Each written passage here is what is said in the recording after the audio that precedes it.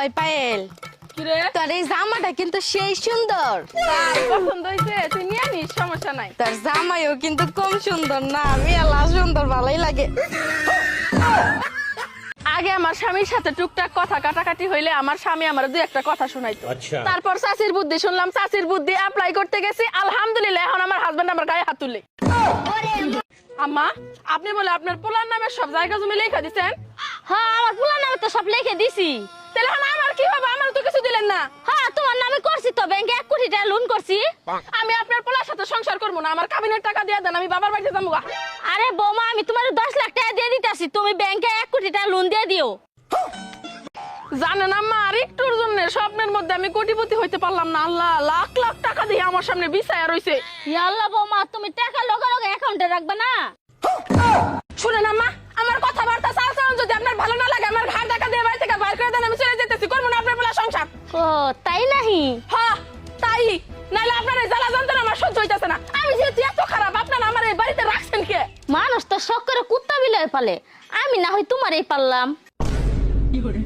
ও বৌমা, কি কেউ যদি তোমার 1000 টাকা দিয়ে কয় যে আমার ভুলে যাবো, তাই কি আমার ভুলে যাবা?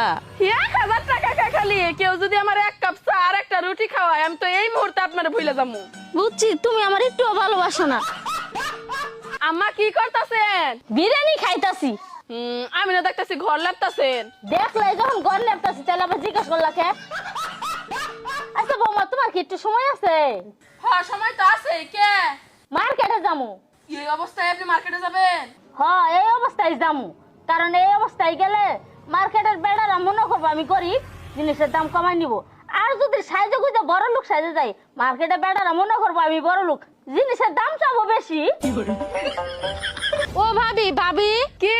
আঙ্গো স্কুলে না নেরেশন পড়াবো। নেরেশন কি? ছাত্র ছাত্রীরা যারা পড়তে পড়তে হয় পেরেশান, ওইটাই হইল নেরেশান। আম্মা, আপনার মাথায় বলে অনেক বুদ্ধি, তাহলে আমি আপনার একটা প্রশ্ন করি, উত্তর দিতে পারবেন? করো।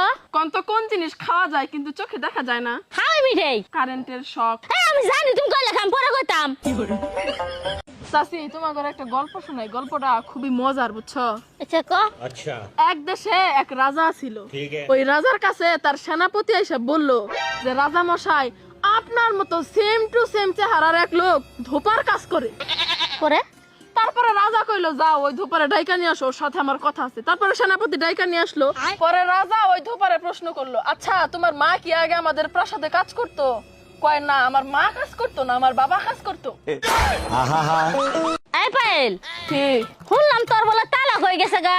হ্যাঁ গো চাচি, যেদিন বিয়া হয়েছে ওই দিন